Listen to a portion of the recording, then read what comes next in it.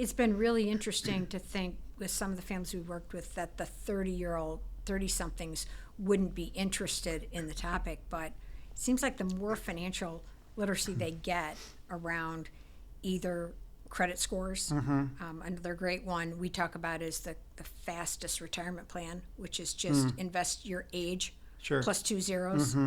If you're one and you're investing $100, but in every single case, by the time you're 50, you'd be a multimillionaire. Yeah. So it's just a lesson in compounding. Yeah, and people always ask me, of compounding. When do we have to start? Isn't it too young? And my favorite story is a colleague of mine who would sit on the floor with the Barbie and the pink Corvette and talk to the 5-year-old and say things like, wow, it's a beautiful car. Do you have any idea how much it cost Barbie? Oh, it cost a lot. Well, what if Barbie wanted another one? Oh, no, she couldn't afford another one, right? And so at that very young age, there's a way to engage. And awareness. And talk about the value of $1, right? Obviously, in their and teens or 20s. they're interested in. Right. And when you get into your teens and 20s, you have a little bit more familiarity. I have some incredible clients in their mid-20s who are saying, okay, I understand there's a trust. It's not my money yet. It's in a trust. I get it when I turn 25 or 30 or whatever the age might be. But in the meantime, my aunt is responsible for the investment strategy. Is that right? Well, what if she's investing all of it in Apple and Google and I want to buy real estate? Can I influence it? Or what if I want to live off of it because I want to, go be a teacher in Uganda for the next year? And so I'd like income producing assets in order to facilitate so that. There are some really sophisticated conversations that I think some 20-something and even 30-something-year-olds are having, but the family just hasn't engaged in that wealth conversation before now. Well, and if you think about it, there's absolutely no deadline on this. I mean, we fill out, we prepare our taxes, or our CPA prepares our taxes every year by April 15th because we have to. Whether it's the will or it's financial literacy or a family meeting that could be so valuable, there's no deadline. So, we have to take, it's self-initiative. And I just appreciate the leadership in families when someone's willing to take the bull by the horns. Right. And then someone like you is really interested in helping them navigate. Yeah, I don't mind admitting. It's a beautiful thing. It took me 5 years with my wife to create our trust documents. Now, I live in an area where we were affected by a fire. We had to move out for a full year. Even when we moved back in, they were still dealing with the insurance company. So that really was about 3 years of our life. Wow. My estate planning attorney, every time I would call him, email him, talk to him in person, I'm so sorry, we're not there yet. He said, oh, Jeremy, there's no rush with this. And I go, really? Yeah. He said, it doesn't matter. Take as long as you want. Just don't die. Right. That's the only deadline. That's right. And now some of us who are in our 40s or 50s maybe think, oh, there's no rush. I'm going to live another 40 or 50 years. But life happens and we don't. Right? Or maybe we are in our 60s or 70s and we're getting to the point where we're losing some cognition or some mobility and we're realizing we're a little bit older than we are younger. But there is no true deadline. It has to be self-imposed because otherwise, as you said, only 30%, right? The other 70% are living without it, thinking it's not time, there's no urgency, I don't need to do it. And if you don't have many children or nieces and nephews, there's no urgency. If you have a very clean balance sheet with one home and one mortgage you're paying off, you don't need to. But most of the families you and I work with, we're talking tens or hundreds of millions, if not billions, and diversified estates with real estate, could be Bitcoin, could be an operating company they own or some private venture. And so you really do need to be thinking about how that's going to be distributed and passed down. With wealth comes complexity. It's amazing. Obviously, even if you have a huge estate and you have one child and you know everything's going that way, it's a pretty easy plan. But when you think about clients that have 401ks and IRAs and real estate and limited liability companies and trusts, it's just amazing because the will doesn't even control a lot of those. Right. So coordination then becomes so important. And I think everyone thinks that, if you do a will, you're done. And it misses the point that coordination of those assets is Right. critical because Right. the will controls, we all have mini wills Yeah. with our other assets. Well, I know we haven't really talked about philanthropy yet. We've talked about legacy and touched on it.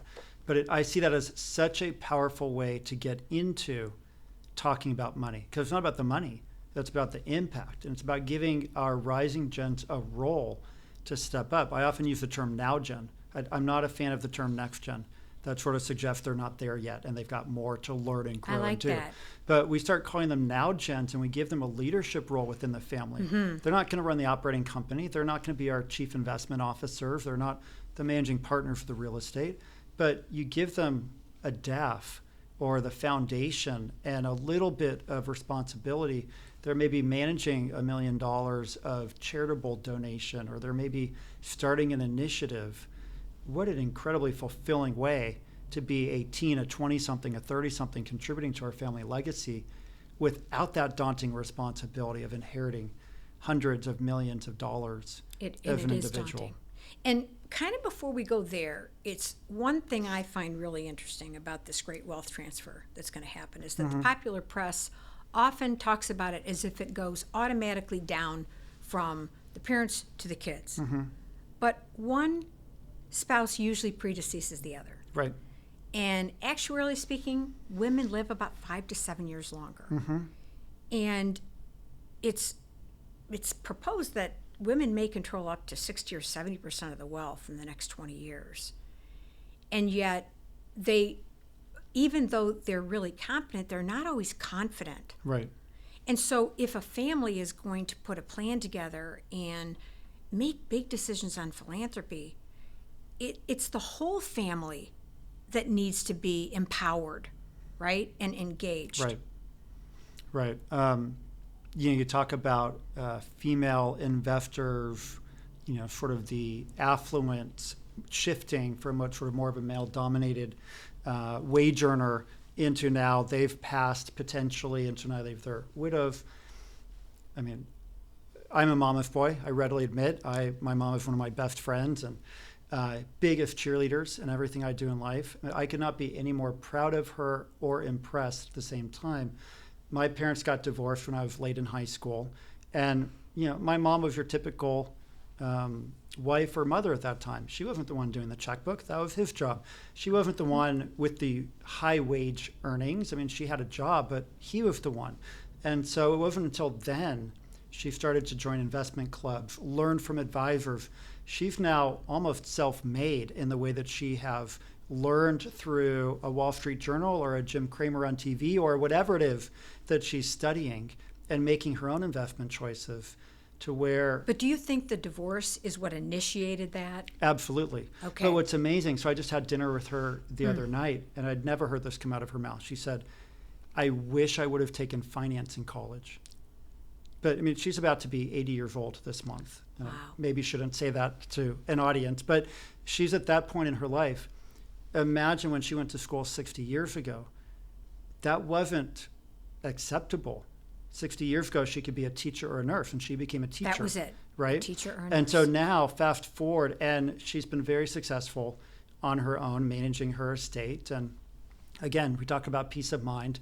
I know whatever portion of that might come to me, my sister, our children, what have you. It's not typical for the female partners in relationships to be that financially savvy and to be focused on that. Now, in my family, I mean, I work and my wife manages the household. She's sort of the CEO of our family. And so she is much more in tune with that. But this is a different generation. Well, right? And 85% of the household consumer decisions are made by women. Right. But when it comes to investing and major financial decisions, I'm not sure women have really taken the baton. It might be a divorce, Right. or a disability. I think it's or rarely death within a of husband. partnership. It's after a divorce or after a death, or as you say, an incapacitating event. I mean, Yeah. it's almost as if traditionally people believe that, there's this financial DNA chip and it lies with men. When we know that, women sometimes invest even better than men in studies. but they still don't have the confidence. And do you see this as this great wealth transfer happens? Do you see this as a problem potentially? Sure. I mean, we still look to the patriarchs to make decisions, whether the investment or the strategic choice for the family. We look to the matriarchs to support, right? We don't look to them as the primaries. I mean, I've listened to one of your recent podcast guests talk about their investment thesis around predominantly women-owned businesses that they're investing in, right? And not because they are gender biased, but because they want the best entrepreneur founders who happen to be female, not male at this point in just sort of our marketplace in the economy. So I do think putting too much weight in that patriarch, or that could be, sibling cousins, but the male dominated sort of vision, belief system is challenging. If I look at the boards, the family boards that I'm a part of is significantly the men who are in that boardroom, because they're the ones who are more business minded at times. This is the first time in history, actually, that if women inherit 70% of the wealth voluntarily or involuntarily, they're going to be thrust into management. Sure. And so I can see where, husband, wife, children, the whole family just needs to be aligned in these decisions, because I would like to move more into philanthropy now, because I know you have a lot of experience in working with families in that regard. Well, and I've been blessed. That's coming up more and more these days. You asked, where do we start the family retreat? And I said, it's not typically with philanthropic goals. On day one, the first thing, okay, hi, what do we want to contribute to, right? It's creating that foundation of trust and connection for people. But I've been with families for long enough now, or we've had enough families with the liquidity events where, I know this one woman was sitting on a panel as moderating. She said, yeah, my husband started this little tech company that sold to this unknown thing called Google one day. Well, you can imagine the kind of wealth that they have at this point. And that's not an uncommon story with, newfound wealth creators as opposed to sort of legacy wealth. And so I think it's really important for us to find ways, again, to use that philanthropy, the community impact, as a way of teaching values to our children and grandchildren. I didn't grow up in a billionaire household, so that's not what my children are getting from me, but they were pretty clear when the teddy bear and stuffed animal tower got too big in the corner. They did not get one more at the toy store until we donated one to a local charity or a family in need. And so, you teach values however you can, given your circumstance. And at this point, I see a lot of families that are trying to move away from the business, that family enterprise as being the glue that holds them together. And we use community impact as that core value system and opportunity to teach leadership and just incredible values to our rising generation. And it's, again, taxes, but if one wants a zero estate tax plan, and they do have a taxable estate, and many people who have no children may pass 100% to charity. So there's zero tax, the charity gets 100% of that, and that's rare. It's rare, but we hear those stories. But there are multi-hundred millionaires, multi-billionaires who are in the press the Warren as Buffett being stories. cited as, I'm giving my kids nothing, and they know it. Or I'm giving them each, I'm making up $1, but I'm giving them $1, but the majority is going to impact. And it's incredible that there are people in this world who are going to do that. And I can only imagine being one of those children, never hearing that from my parent until after he or she dies. And again, it's the stranger telling me post-mortem, as opposed to having retreats and conversations where we talk about impact and how blessed we are. And you all will be very well cared for, but you don't need $18 billion, right? I mean, we're going to give you a couple $100 million, and the rest will go to charity. You probably can be okay with that. You'll be fine. But again, that's where you said the psychology of money, one of my favorite stories, and why we created the third division called Family Legacy First when we had Chief Exec Coach already.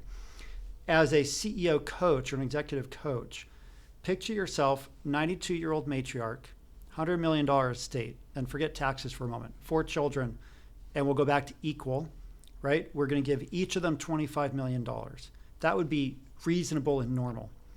One of the children says, oh my gosh, that's not enough. All three of you siblings have jobs and you earn money. And all three of you are married and your partners earn money. I'm single and I don't have a job. I need more. And, I don't know about your upbringing, but I'd be okay if I inherited $25 million. I'd find a way make it. to get by, I think I could. right? I might have to make a few different choices in life, but there's nothing rational about that logic. It's purely emotional. It's coming from fear and lack of financial literacy, not even understanding what $25 million could get this person who at the time was in, I believe, her young 40s, maybe late 30s, but plenty of money to last her lifetime, right? What's funny, though, with that story, so then sibling number 2, once they get past that, goes, well, why do you get the boat? And by boat, we're talking $1 million yacht in the Puget Sound. They grew up around Seattle, and water was everything for this family. And I can only imagine his last words on his deathbed. Dad says to daughter, I will always cherish the time sailing with you. It's emotional. I mean, I'm making that up, but it had to have been something like that. That has an unlimited value. Absolutely. It's not even a notional value anymore. So good estate planning. The boat is owned by the trust. There are 4 beneficiaries of the trust, each sibling. The other 3 siblings who live in Arizona, Texas, California, somewhere else, not going to get Seattle, as much use out they of don't that. need the boat. They said, you don't own the boat. Look at the trust. The trust owns the boat. You want my share of the boat, you're welcome to it for $250,000. Right? But again, there's nothing rational because they don't have the financial literacy. They don't understand. It's something about their psychology that we need to deal with to get through those conversations. And then we have situations where children may inherit the ranch, the gathering place. But that ranch takes a lot of money when you look at property taxes, maintenance, insurance, to keep going. Right. And some of the kids like the ranch, but they're not in a position to pay for those ongoing expenses. Yeah. Do you see that often? 'Cause I do. I see that all the time. And I'll take that one step further. One of my favorite families, 5th to 6th generation, their foundation's here in Texas, and they've got more land than you can imagine and more head of cattle than you could imagine, and below ground it's oil and gas and minerals. And what if you are the 6th generation who inherit that ranch? You've never lived in Texas. You have no connection to Texas other than visiting grandma and grandpa at the holidays or something. So that asset means nothing. You're going to want to sell it in a heartbeat. And then families get into these situations where you've got some of the families saying, sell it over my dead body. That's where we grew up, or that's what grandma and grandpa built our family traditions around. You've got others saying, I have no connection to that at all. It means nothing to me. And by the way, now it's not just the maintenance of the ranch, but we need to pay our taxes for all of this. How are we going to do that? We'll sell the ranch. No, you can't sell the ranch. And so in all of these feuds that start from that place of lack of planning and lack of focus on legacy, while we're still alive and can influence it. I think that's just such an important message. Thank you for giving that example, because Of course. I really think that a will is a starting point. And equal inheritance means equal love in the eyes of the beholder, but at the same time, there's more to it than just allocating percentages. Right. And imagine, again, shared asset, the ranch. I can't divide that in 6. Right. I can sell it and divide the cash in 6, but the ranch is the ranch. And so many real estate families where it's all bundled, and now you've got siblings and cousins who are stuck together, or the family enterprise, it's a $250 million business. Are they going to sell the whole thing? And so it's really challenging when you're talking with the larger families with more assets that are diversified. It's not as clean as a bank account. You and I can divide a bank account 3 ways, no problem. But our families don't have bank accounts to divide. They have all of these Almost more complicated assets. And it's really fascinating because there are solutions to that too. I mean, if they wanted to fund the land and the property and the asset into the trust, they could also provide some liquidity, either in the form of insurance or just taking some of the interest and dividends off of their liquid assets and kind of feeding it in to that trust over time. But you need time. Right. And all so of that's possible, planning, but you need the planning. Everything is possible. Yeah. It doesn't have to come to a drama. Right. Right. when it comes to next gen, we've talked a little bit about this, but parents do worry about financial responsibility. We talked about the importance of financial literacy. But 60% of parents think their children are not ready financially to understand this. In our profession, as our fiduciary, I'm a fiduciary, our professional duty, what do you think we need to be doing to bring kids into the fold? The now generation. So go back to your starting point there, was parents don't think they are ready. And I would ask, for what? I think they're ready to learn. They may not be ready to inherit $100 million to be responsible for the wealth that comes with that and all the opportunity and the challenges and responsibilities. But I do think they're ready to learn. And so that's one of the challenges that I offer to the families I work with, that if we want to call them now gens and we want to respect them for, they've been through college, they took finance 101 and economics courses, they've maybe worked in the family enterprise for a few years, they understand we make $1 for every widget we sell, those kinds of things. I actually do think many of them are ready to learn. They may not be ready to inherit, but wouldn't you want to take the time now? It's just part of the planning, right, with that rising gen. Making time, intentional time for that financial education, because knowledge pays dividends forever. Absolutely. And by the way, I have 20-something-year-olds who know just enough about what their inheritance might look like or what the shares of the business might be, and they're already investing in real estate, or they're getting distributions directly, not through trust. And I mean, I know a couple of 20-something-year-olds who have 10 homes already. These are all investment properties, all yielding returns because they were able to take money from the enterprise or from a distribution, redirect it into an alternative investment with real property. That has inflation-adjusted income associated with it, which is really the beauty of real estate. Right. Now, they may not be ready for the full inheritance. They may not be ready to take on a leadership role in the family office or the family enterprise, but they're ready to be enterprising young adults. They're ready to sort of leverage bits of the wealth and be responsible. And wouldn't you rather bring them along in their 20s with that rather than give them $100 million when they turn 30? Now they're really not prepared. Really not prepared. Yeah. And so it's not biting off the head of an elephant. It's the wealth creators that start early on this, it's dramatically different. Right. If they can engage in financial literacy and if they can get over the self-talk, the fact that there's no deadline. And again, let's pull philanthropy back into this and the impact. Yes. Give them $1 million with the DAF that they can go contribute however they choose to. This is not check writing philanthropy at this level anymore. Now we're teaching them about responsibility and results. Did that check you write actually yield the results you wanted to? I just led a panel at a foundation workshop at UCLA recently, and Lowell Milken was on my panel sitting next to me. And the impact that he and the Milken Foundation have had on education in this country is mind-blowing, because he picked something that he thought mattered. He's contributed to it. He's created an entire organization around it. He's educating teachers. That's the potential. We don't have to talk about how much money we have. We don't have to review the balance sheet. But we talk about, we want to make $1 million contribution to the DAF. You all can decide where you want to direct those funds. You now have a responsibility. It's not just about writing a check. It's about the results we get in monitoring year over year.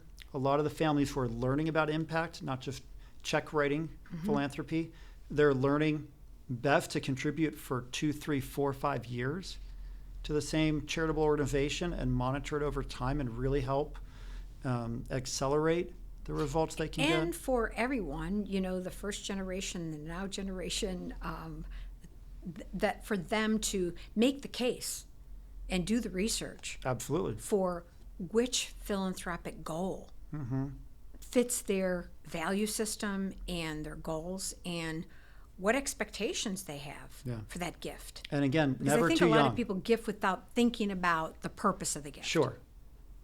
someone solicits them, and I don't mean that in a negative way, just sort of your connection, they're Right. fundraising or doing something, and you say, of course, I like you and I like the cause. And so again, I'm not opposed to check writing, but that's Yeah. not about impact, right? It's not And strategic so, right. philanthropy. My favorite story where I get to it, there's never too young to start. Very affluent family. These children have everything they could ever want and need. So when it comes time to the holidays, they don't just get Christmas presents under the tree. They get instructions from their grandparents. Okay, it's time. And the kids go run and grab their iPads, and they do some research for an hour or two, and they come back to the table and say, we want to donate to the pandas in China. Great, they're cute and cuddly, and I'm only 4 or 5 years old. What do you expect of me? But the next year it might be, grandpa passed of pancreatic cancer. We want to cure cancer. Can we donate our money to cancer or whatever? And so literally engaging them at that age. And then the next year, it's not just what are we going to do this year. It's okay, let's look at what the impact of that donation was. 10,000, 100,000, whatever it was, it almost doesn't matter. But rather than just opening a box with a ribbon, now we're actually paying it forward into society. And for some families, it's the high school football team or the music class, and that's fine. For some families, I know of one incredible family, their foundation only accepts grant applications if you can find a way to create water and put it in every inch of every society around the world. And whether that's irrigation or new technology that can vaporize air and turn it into a liquid or whatever it is, you don't have to have a singular mission or legal purpose. In my mind, you can be broader and focus on family engagement. And I know some families who their mission is around doing good or changing lives, saving lives. That's really broad. I mean, you could do just about anything under that banner. But that's a point, because part of knowing what your philanthropic strategy is to have a mission statement. Mm-hmm. Do you work with families and help them prepare that family mission statement? We do at times, and I'll take it one step further. We might create a philanthropy committee. We might bring 5 family members together a couple times a year to talk about philanthropy. Not just the annual family retreat where we report on it, but literally a working group throughout the year. And again, a great way to engage the now gens, where parent generations, wealth creators might say you get $1 million. Let us know what you're going to do with it. Now, there might be some parameters on it. It can't be politically driven, or maybe there's a faith-based family that wants it to be aligned with that faith. So there could be some guidelines that we put out there. But in general, we see more and more families saying, we are empowering you and entrusting you with sort of living our family values, which we've talked about. You go make some choices. And the dollar value is not as important as the why.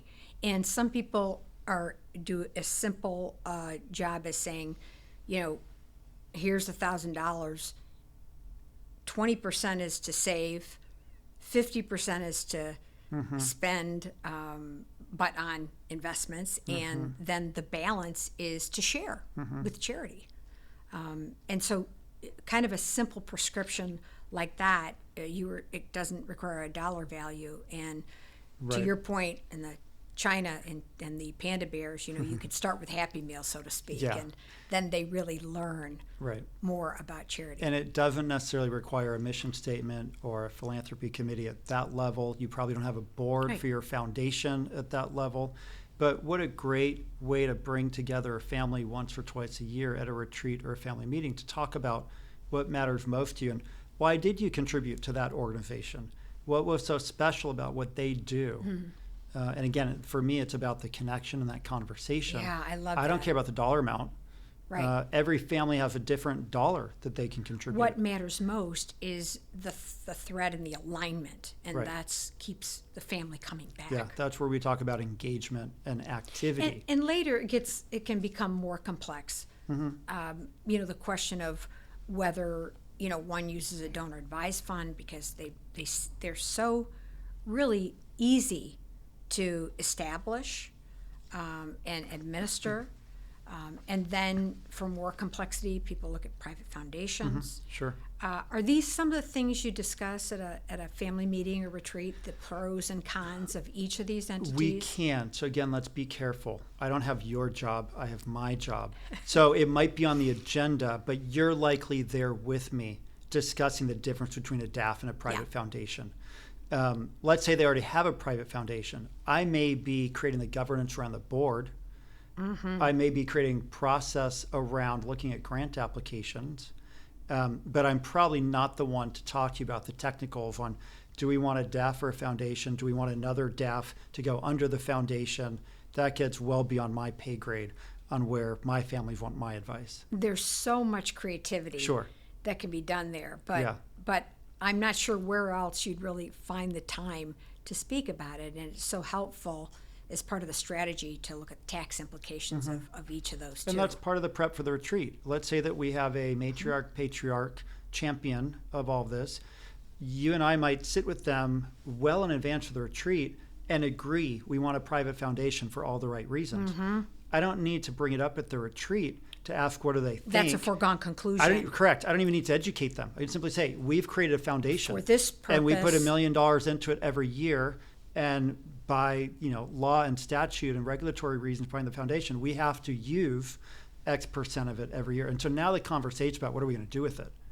And that's really a frictionless way to go about it, because the wealth creators made a decision that allows the rest of the family to participate in how the money is used and the purpose. I hate to use the Midwest as my stereotype, but we all talk about Midwest values and just sort of great down-to-earth, kind of salt-of-the-earth people. Obviously, we have those folks all over the world.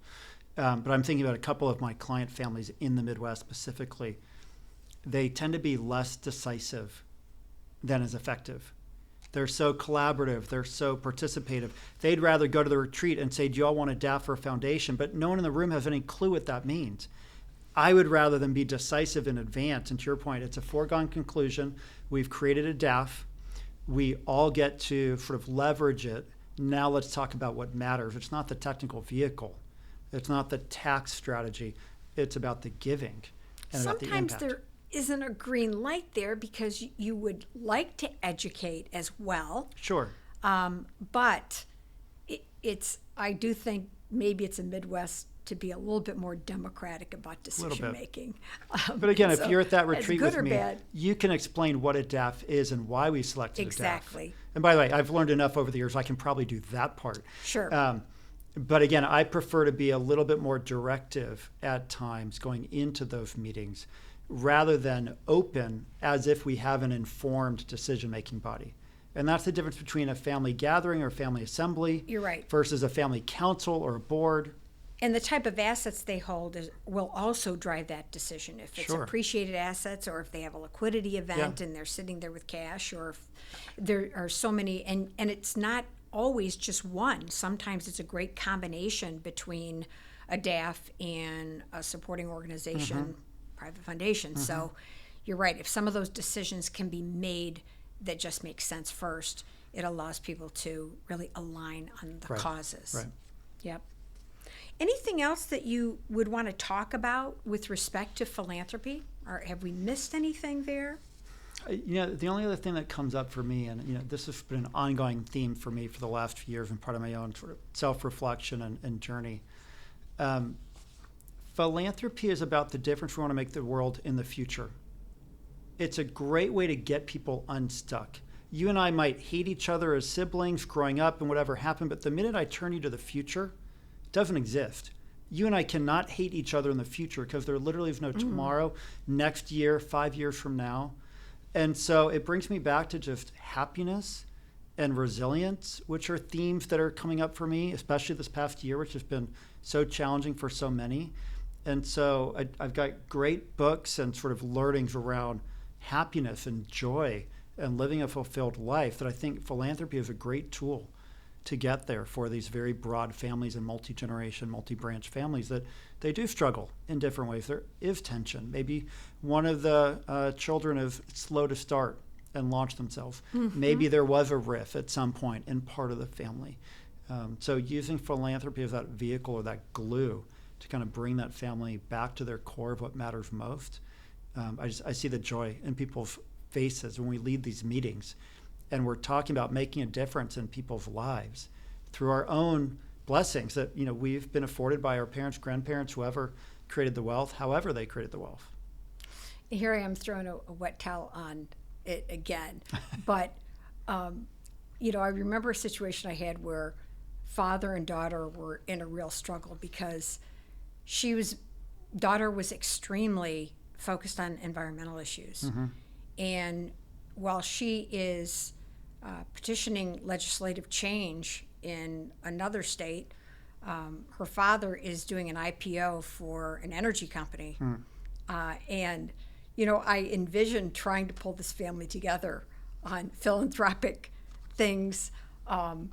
And stuff happens in families where they just view the world so differently that it's hard to come together on philanthropic goals. I'm sure you see this often. Sure. So how do you coach them? How do you move them out of, what's just an argument and flamethrowing and all the negative things that can happen to get to the other side, not just on philanthropy, but to respect different values? So for me, life happens through our communication. Yeah. I mean, yes, I was a communication major in college, but that's not what I'm talking about. It's the communication in our head with ourselves, the communication with others. And so the same questions I shared earlier today about how we kick off our family retreats and how we bring people together around family harmony and legacy, that's the foundation I go to.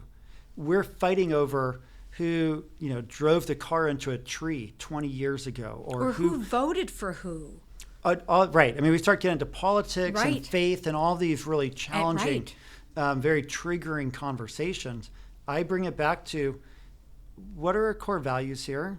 Because we probably have those documented. Mm-hmm. What's our vision for our foundation? What's the difference we want to make in this world? Mm-hmm. Bring it back to the future, right? And so I try to manage those triggered conversations by completely redirecting. I don't have to prove anybody right or wrong. We don't have to agree. We can just simply focus on that glue. In fact, we could give each member of the family a percentage of the gift to direct where they want it to go. Very common, yeah. So when you don't have a singular legal mission or purpose, and it's about engagement or saving lives or impacting lives, plenty of families I know, they do not require anything. They simply say, you can contribute up to $10,000 to whatever 501c3 of your choice, and some it's the high school band, and some it is the the battered women's shelter locally, some it's their church, some it's whatever it might be, because they just want people engaged and to make a difference. And again, we typically put some parameters around that. It's got to be here in the U.S., or it's got to be here local in our community, or not, but it can be up to $50,000 before we bring it back to the foundation board or the DAF council, or call it whatever we want. It comes down to governance. Yeah, for sure. And for people to be willing to give a little in the whole process so that greater good can be done. And that's where I believe in alignment versus agreement. That's where I believe in general consensus, not unanimous. I have some families that are held hostage because of unanimous as the decision-making principle. And that doesn't serve anybody. And we've unfortunately left families that we were working with for that very reason. It's whoever is left to talk to the G1 wealth creator wins. But you can have so many people aligned with what's the right thing to do for the family for 4 generations, for 60, 70 people. But whoever is the last person to talk to the G1 wealth creator wins. They get what they want. I was talking about trust along with an attorney we were teaching at Rice. And one family member came up after and said that the only investment that they could make in their trust was the purchase of railroad stock. A trust that had been set up so long ago. I mean, trusts aren't bad, right? But some of the provisions that people put in trust preclude them from really ever being successful. Right. And by the way, I would never say that a trust and estate attorney is bad, but sometimes they just don't think about what they're doing in current context. I know of families who are equally handcuffed in what they can do 10, 20, 50 years later, where we just never envisioned a scenario. We had a conversation just the past week with a client Mom is basically on the verge of cutting off daughter. Daughter has lived off of her financially for years, but has not spoken to her for years, and is horrifically toxic and abusive towards mom. And I'm now helping mom regain some composure and separate, because there's no reason to pay for the mortgage and the tree trimming and the property tax, whatever, when you don't have a healthy relationship. And so I'm talking to the trust attorney saying, does the trust say that the two sibling beneficiaries split equal? Yes. Okay, well, that might be a problem then when daughter, who's trustee, has already borrowed $250,000 against the life insurance policy. We assume for self-serving reasons. We don't know why else, right? And so again, like, I don't blame trust and estate attorneys for being narrow-minded, but we can't envision all scenarios. Nobody would ever assume in 10 years from now I won't be talking to one of my two children and that they would be living off of my wealth in a very abusive, inappropriate way. And so, well, and it's amazing to me that I do see trust written where there's not a provision for other family members to fire the trustee. And I mean, that's a simple provision that can avoid problems like that, because it definitely would be misuse of those, and not a fiduciary standard of managing right, not that a fiduciary at all, and a breach of contract and performing that role and all of those things. Yeah. And like me, I'm sure you work with multidisciplinary specialists in this area, and it points to how important it is to find the right person in the right specialty to do the job. I think a lot of people may have been working with an attorney in their business or on real estate contracts, and then they want to do a will, and they go ahead and just, because they trust that person and they've worked the familiarity. But it's not always a service to the family if you're not picking a specialist. Right. Do you see that? I do, and in that situation, I was pulled in by the trust and estate attorney who respects my discipline different than his. And when it got to be more psychological in the relationship, his legal documents can only go so far. So I have great relationships with accountants, bankers, attorneys, wealth managers, risk managers, you name the specialty. And we all have our sort of close network of people that we will bring in when we think that our skills are not perfectly aligned with what our clients might need. And we all benefit, right? I mean, our clients the most. Well, and I think the history of banking, wealth management, even organizational psychology they've been siloed. But I think we're both seeing a lot more of this integrated advisory role where people recognize they need to work with specialists, that they have to collaborate. Right. And that's how you can really make a difference, by bringing someone in who knows more than you do about that subject. Exactly. There's a rubber band effect, and there are some things that you're going to do that are really my specialty, but you're more than good enough for the situation because it's not volatile, it's not heated, and for the continuity from your relationship, it's actually the right thing. But the book, The Trust Advisor, was written years ago, and those of us who've embraced it recognize we're only as good as our core skills. I don't want to put my client in jeopardy or risk by pretending to be a wealth manager, by pretending to be an attorney or a banker. And so even asking me about the DAF or the foundation, there's only so much I'm going to say before I'm going to ask you for help and refer you to the client. And so I think all of us who recognize that are better advisors, and our clients benefit, rather than my pretending that I'm an attorney like my father and I can document the trust myself.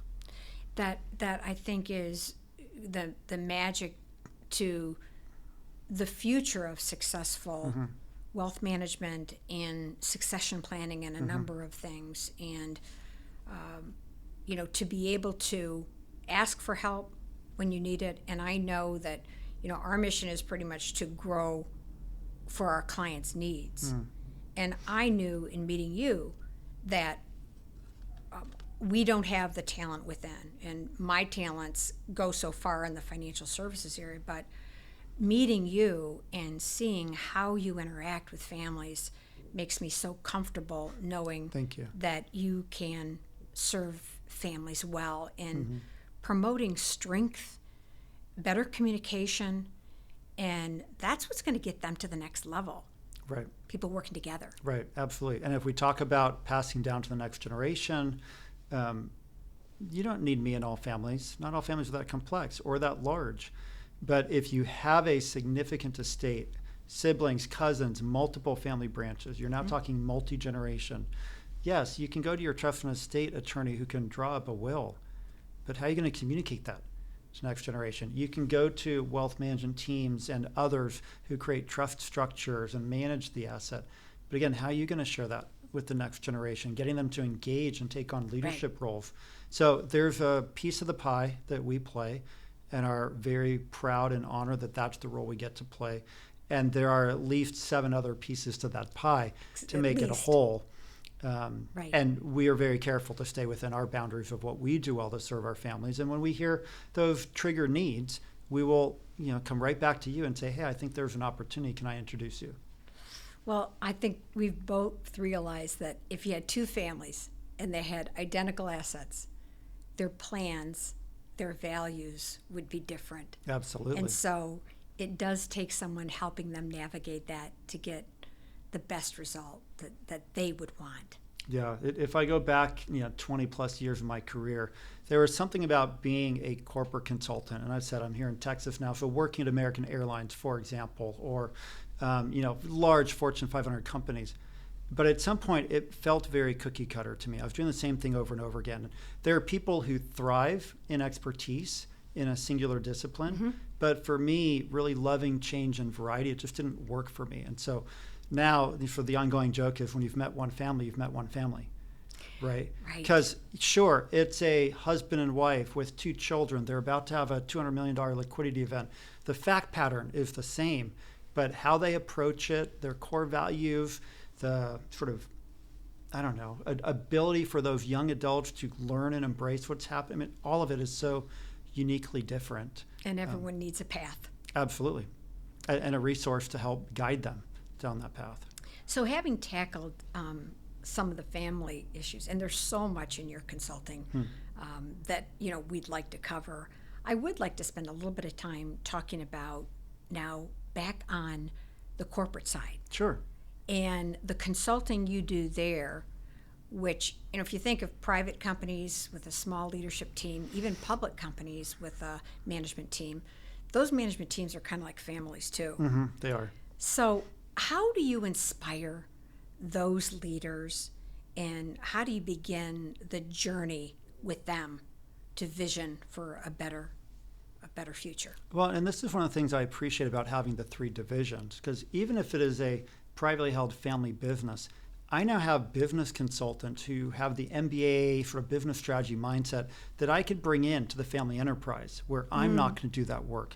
They might come in and do business development strategy or operational improvements where I have knowledge, but it's just not my area of focus or expertise. And so even in those smaller businesses or privately held ones, there's a multidisciplinary approach within our firm. But if I really go back to working in more of a corporate setting, it's not necessarily family owned and operated. It's just about how do we do better? How do we improve performance and produce better results? I'm a huge advocate for what I call discretionary performance. So everyone talks about giving feedback and coaching and performance management. I've really embraced that language that whoever walks in the door here in your office, they likely need to fund their lives unless they've won the lottery. So if you give them a paycheck, they're going to walk in the door. But at that moment, it's up to them. Do they bring full body, mind, and spirit to their work? Are they fully committed to what they're doing, which is doing good for your clients and whatever their areas of expertise might be here within your firm? And we can magnify that to large corporations.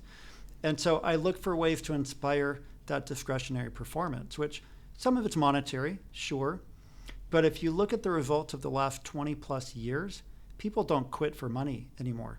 They quit because they don't like their boss, they don't trust their boss, they're not given opportunities to shine and grow in that job enlargement, working on special projects. Maybe no one's ever talked to them about their career.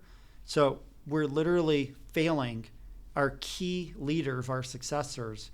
They'd rather go work across the street because someone's talking to them about career growth and expansion. So there's a whole toolkit there around giving feedback and career planning and goal setting, helping people see your vision and how they can align to it, how they can improve their own lives, not just be in a paycheck company, but really be in a culture that is around the people. So you see that very much as a one-on-one exercise, because you really need to do the homework to find out what sizzles them. Is learning their hot button, or credentials their hot button.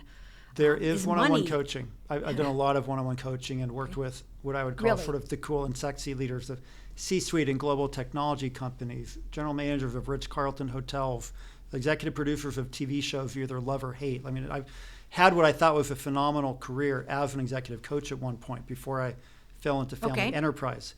Yes, there's definitely some one-on-one coaching, but I wouldn't stop there. There's group work. So you have a team of 8 leaders who report to you. I'm not just going to coach you to be the best you've ever been. I want to bring them to the table and share with them some what you're learning and give them a chance to learn as well. So now we're talking group coaching. And isn't it about giving them a voice, just like it is of course within a family? Showing that they are valued and respected and appreciated, giving them a path forward, just like we're talking about in the families. And again, if we talk about all the factors that influence the work environment, it's funny. So I've talked about organizational culture forever, but we've more recently embraced organizational climate. And I had a keynote speaker at a conference say once, leaders make weather. You literally create climate here. Wow. And do you want to create blue skies and sunshine, or do you want to create dark clouds and thunderstorms? Dr. Lurey, you have been in such a beautiful succession of careers already. Your profession is rich. Thank you. And you bring so much to the table. What I'd like to know is, in achieving the success you have, you've probably had a lot of advice along the way. Mm-hmm. Can you think of the best advice you've ever been given, or even the worst advice? It's a great question. Thank you for asking. One of my favorite people in my lives, as I said earlier, I'm a mama's boy, so my mother, very early in my career, it was sort of my first consulting opportunity while I was in graduate school still. And I thought this was going to be the firm I was going to work for my life. I thought it was going to be like the my forever dad. Firm. After about 6 months or 9 months, they said, Jeremy, thank you so much for everything you've done. We're moving on. We don't need you anymore. I had fulfilled a role. And I was heartbroken. I thought my life had ended. And she said very simply, whenever one door closes, another will open. And when it doesn't, you can crawl through the window. Like, you can create your own opportunity. And so I've held on to that for my entire life. That's, probably close to 30 years ago now that she shared that one with me. And so things happen. You will lose your favorite client, or something in the market drops. And so I've really prided myself on being resilient, which is a key, not getting stuck.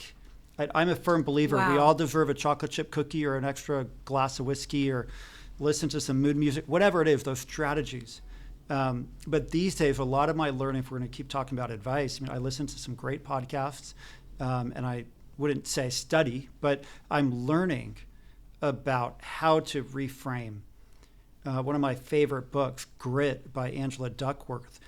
It's not your natural talent that makes you so amazing. Sure, if you're 6 feet tall, you might be a little bit better at a free throw than if you're 4 feet tall.